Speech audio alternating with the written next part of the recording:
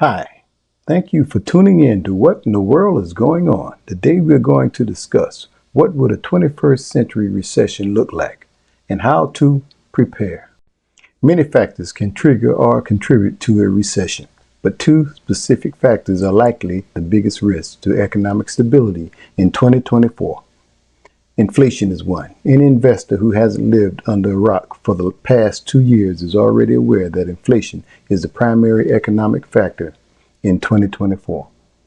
After reaching a 40-year high of 9.1% in June 2022, year over year, consumer price index inflation has fallen to just 2.5% as of August 2024. High interest rates. The second economic risk factor in 2024 is elevated interest rates. The Federal Reserve has taken an aggressive approach to combating inflation by raising interest rates to 23-year highs, and it has made significant progress in bringing inflation down. The FOMC has raised interest rates 11 times since March 2022, bringing its Fed funds target rate range between 5.25% and 5.5%. The Fed issues its most recent rate hike in July 2023. Higher interest rates increase the cost of borrowing money, discouraging companies from taking on debt to invest in expansion. Higher rates also reduce consumer spending, easing demand pressure that raises prices. To make matters worse, the last leg of the inflation battle may be the most difficult period. It's called sticky inflation.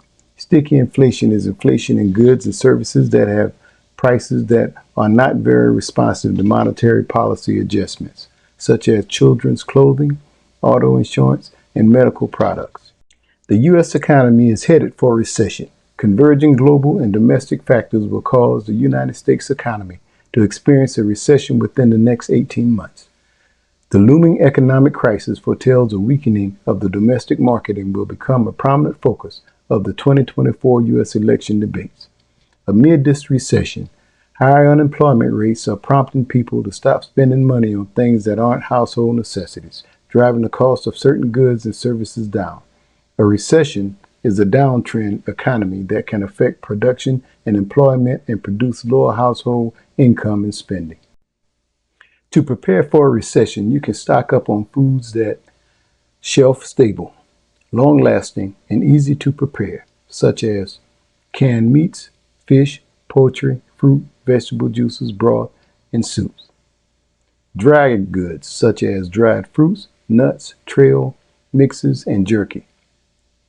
Ready-to-eat foods, such as cereal, granola bars, crackers, pasta, rice, and peanut butter and jelly. Freeze-dried and dehydrated foods. These foods can last over 25 years.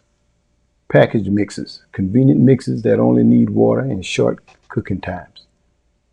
Canned boxed or dried milk, 1 gallon of water per day. You can also consider rolled oats can be used for porridge, granola, flour fritters, and meatballs. Flour can last about 8 months in the bag, but you can extend the shelf life by using Mylar bags with an oxygen absorber. Cooked rice freezes well also. To put things in perspective, as you begin to stockpile food, you want to focus on 3 categories. Short-term food, like fresh fruits and vegetables, meats, and dairy products.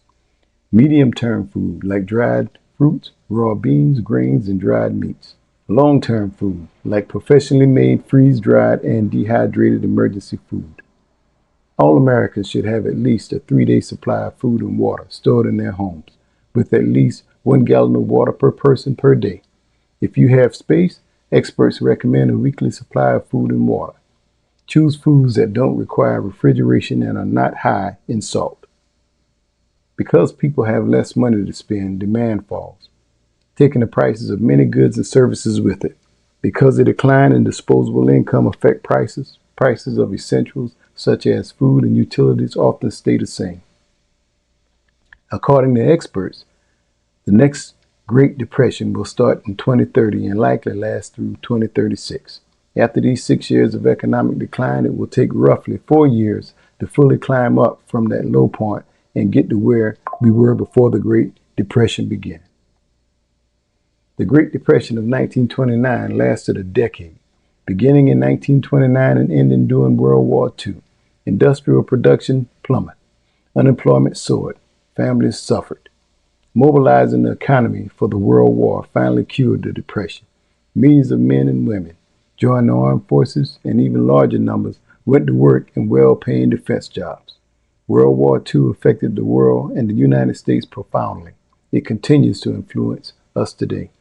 The effects of a depression are much more severe, characterized by widespread unemployment and major pause in economic activity. In the event of World War III, citizens should have the basic disaster supply kit and put your entire kit in one or two easy carrying containers, such as a plastic bin or a duffel bag.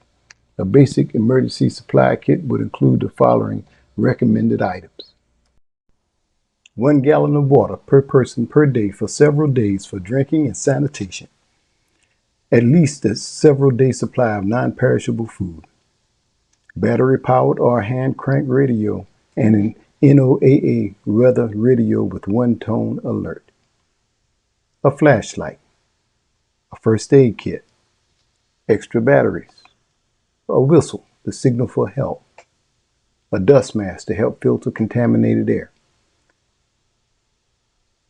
Scissors and duct tape to shelter in place.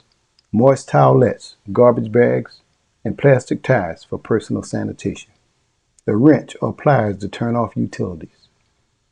A manual can opener for food. A local map. Cell phone with chargers and a backup battery. A generator. About half of all Americans take prescription medication every day. An emergency can make it difficult for them to refill their prescription or to find an open pharmacy. Organize particular prescriptions, over-the-counter drugs, and vitamins to prepare for an emergency. Consider adding the following items to your emergency supply kit based on your individual needs. Soap, hand sanitizer, and disinfectant wipes to disinfect surfaces. Non-prescription medications such as pain relievers, anti-diarrhea medication, antacids, or laxatives. Prescription eyeglasses and contact lens solutions. Infant formula, bottles, diapers, wipes, and diaper rash cream. Cash your traveler's checks. Important family documents such as copies of insurance policies, identification, and bank account records, saved electronically or in a waterproof portable container. A sleeping bag or warm blanket for each person. A complete change of clothing appropriate for your climate and sturdy shoes. A fire extinguisher. Matches in a waterproof container. Feminine supplies and personal hygiene items. A mess kit. Paper, cups, plates, paper towels, and plastic utensils. Paper and pencil. Here are a few things you should not buy in a recession or depression. A new house. A new car. Excessive groceries. Any items that require financing. Additional TV streaming. Membership. Meal delivery, and subscriptions. The purchase of these items can put a strain on your finances and drive you deeper into a mental depression. Cash is an important asset during a recession. Having an emergency fund tap if you need extra cash helps. This way, you can let your investment ride out market lows and capitalize on the long-term growth. Cash is king during a recession or depression. How much cash did you have on hand? Generally, single individuals or families with a single income should save at least 6 months of expenses. High levels of cash reserves offer more flexibility in facing job loss or economic downturn. Amid the uncertainty, 60% of Americans aren't comfortable with the level of emergency savings, up from 48% in 2021, according to an annual bank survey that polled more than 1,000 U.S. adults in May. As of the polling, some 27% of those surveyed had no emergency savings, the highest percentage since the 2020 bank rate found. As a rule of thumb, dual earners should have at least 3 months of saved income. Generally, single individuals should have at least 6 months of saved income. Investing your money in the stock market is questionable. Placing your money underneath your mattress is foolish. Keeping your money in the bank is relatively safe. Banking regulations have changed over the last 100 years to provide more protection to consumers. You can keep money in your bank account during the recession and it will be safe through FDIC and NCUA deposit insurance. However, you should keep some money around the house for 2 months' necessities. On average, you should keep between $100 and $300 cash in your wallet and about $1,000 in a safe at home. During these times of recession and possibly an upcoming depression, factories are shut down, corporations are closing, downsizing, mom and pops are abandoned, and homes are foreclosed. For people of all social classes, the value of economic security and the need to endure and survive hard times rather than take risks with one's life or money is essential.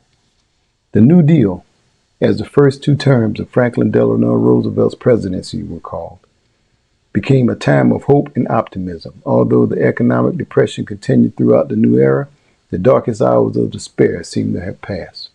It is critical during these hard times that American politicians produce sound economic policies that will help ensure that ordinary fluctuations, output, and employment do not grow into major economic catastrophes.